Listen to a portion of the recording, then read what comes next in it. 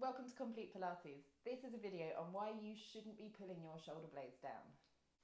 Have you been to Pilates class and heard the cues about pulling your shoulder blades down, anchoring your shoulder blades, pulling your shoulder blades away from your ears? They're really commonly used cues within Pilates class, and they are well intentioned.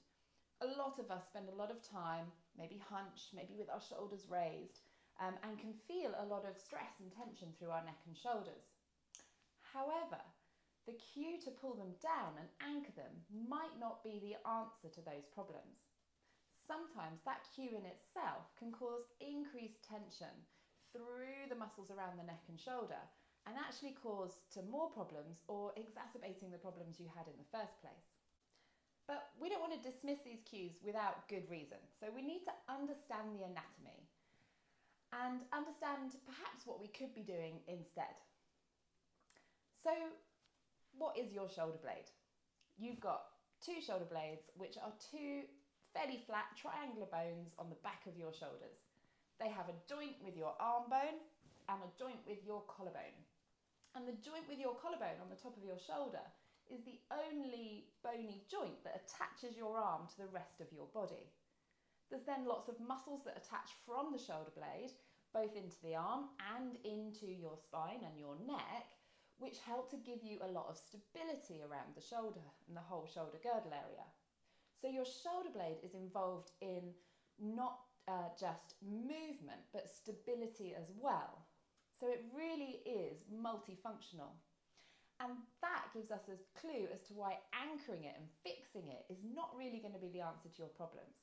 We need the shoulder blade to be able to move, to allow us our normal movement through our arm, but be strong and stable throughout that movement.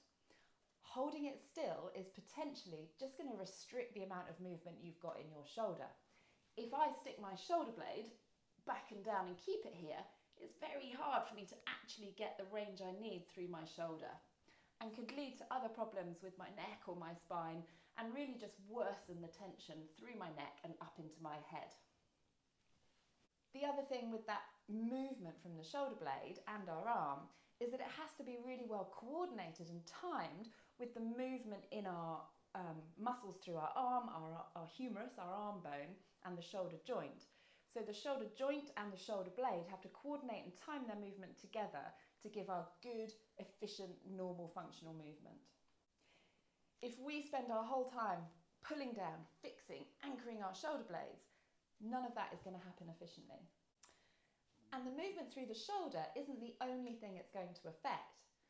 Because there's attachments through muscles, soft tissues, into our thoracic spine, it's going to affect the movement of your thoracic spine as well.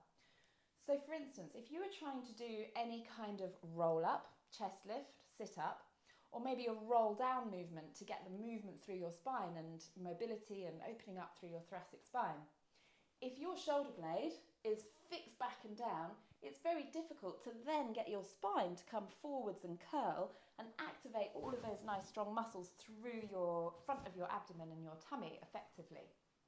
So you're not going to be very good at doing your roll downs, your roll ups, and your chest lift in Pilates and any other form of exercise.